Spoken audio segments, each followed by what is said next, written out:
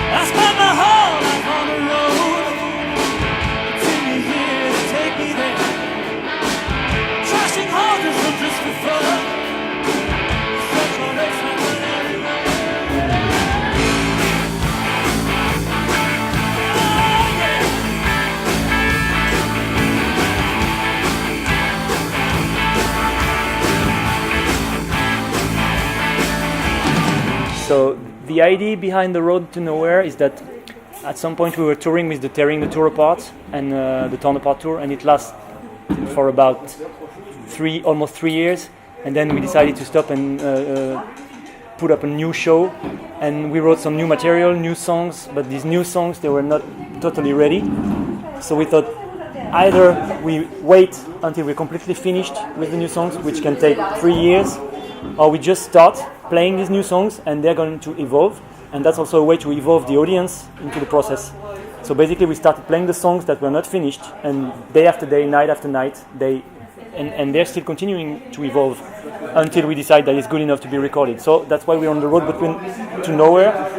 It means that we don't really know where we're going with this new material. We just play them every night, and happens what happens. We're on the road to nowhere. We don't know where we're going.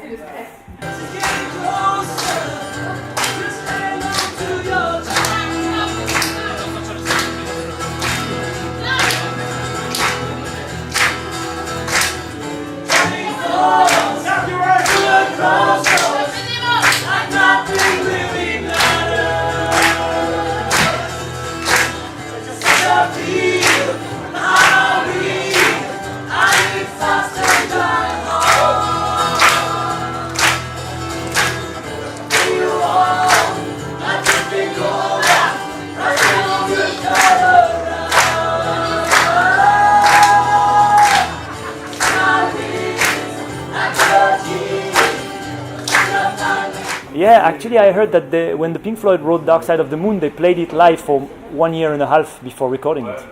So if you listen to the songs at the beginning of the tour and you listen to the song on the album, there's big differences because, you know, you play songs and then after you play them 3 times, 4 times, you see how the audience reacts to them, and then you decide to change a little bit because this doesn't work, this works really well, we have to keep it, this doesn't really work, we can change it. So yeah, old school.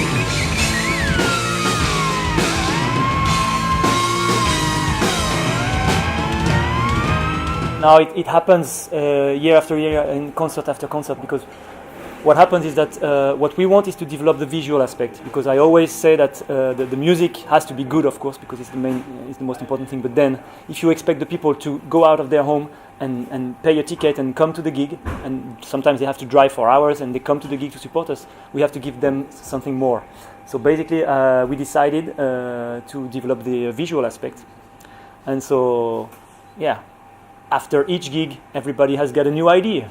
So we thought, okay, why not? Let's try it. And then Mary comes up with some lighted wings, and then Of course, the didgeridoo was already there on the previous tour by Christophe, but now is Wi-Fi.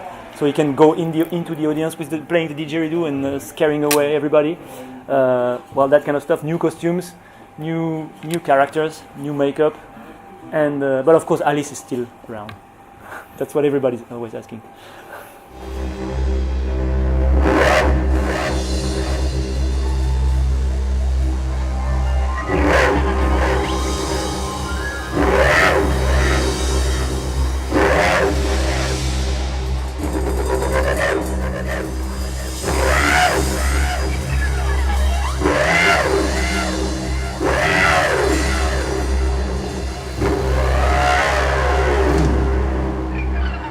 Well, not really reproduce because we're trying to bring our own originality into it, but definitely the spirit of it, yes. Because you go see Alice Cooper, you don't just go and hear songs.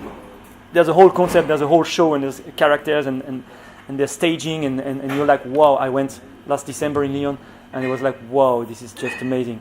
David Bowie, of course, and you can also add maybe Peter Gabriel at the time of Genesis. These guys, they were always like, okay, the music is very important, great music, but we need more. If it's just for the music, the people are going to stay in their couch very comfortably with their hi-fi at home, and probably the sound will be better than when you play, I don't know, any venue. And if you want the people to come out to the gig, you have to give them something more than just the music.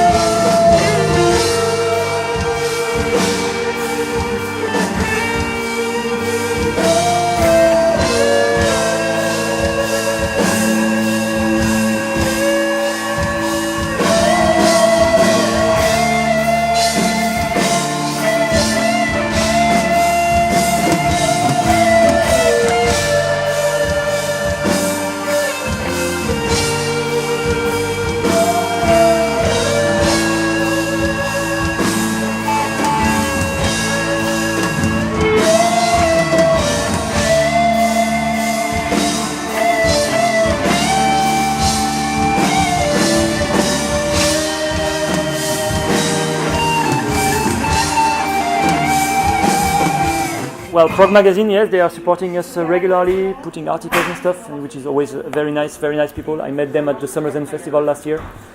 And Classic Rock Society, they've been supporting us for a couple of years now.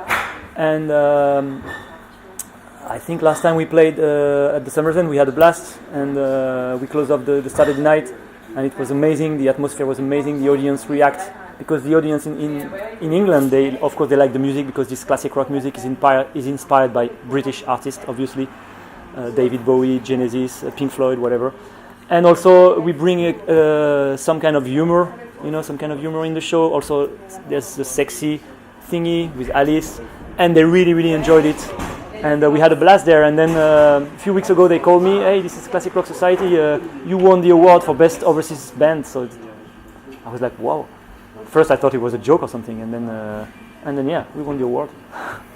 I don't know what to say. It was really unexpected, so I'm really grateful, and still don't really realize that people would give us an award for our music, but it's awesome.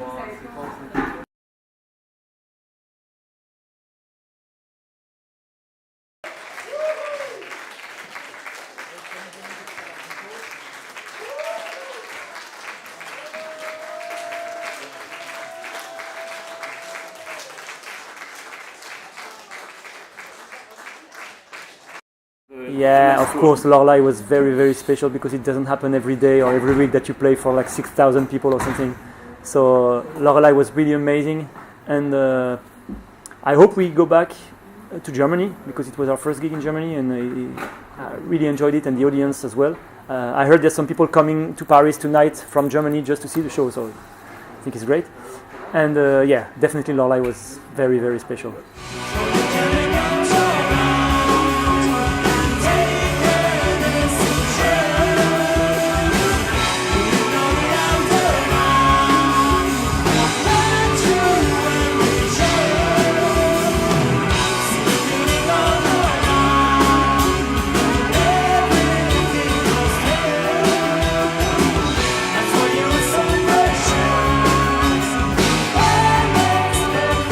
So we have the tour On the Road to Nowhere, that's the 2018, that started last week in around Lyon.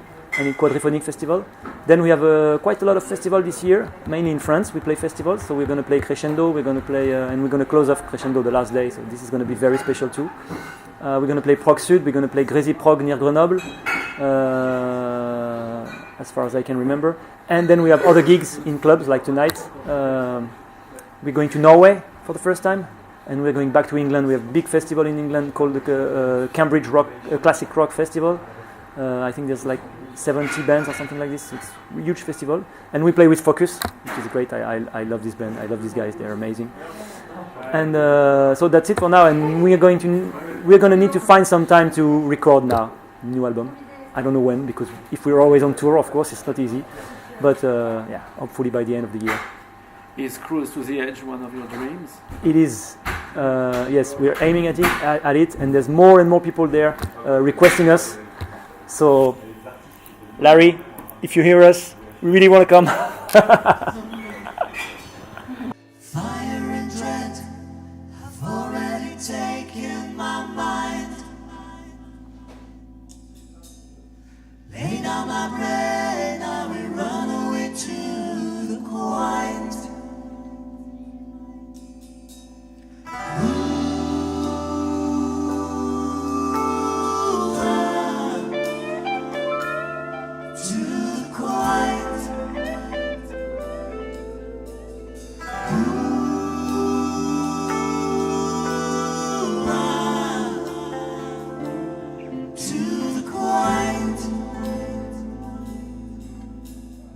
Most of the songs from the Oddity album, I wrote everything. From the Torn Apart album, I wrote almost everything. I co-wrote one song with my previous guitar player when I was living in Amsterdam, Michael Strobel. I co-wrote a song with also some other friends, also one with my cousin. On the new songs, I co-wrote a song with Olivier Castan, my keyboard player. And for the others, for now, I wrote them, but we're working on a song together with Steve, the guitar player. So yeah, nothing is planned. It just sometimes it comes to me like this to write like that. Sometimes someone comes up with an idea and I'm like, yeah, let's do that and then develop it. There's no rule really, but yeah, I would say most of the writing was done by myself.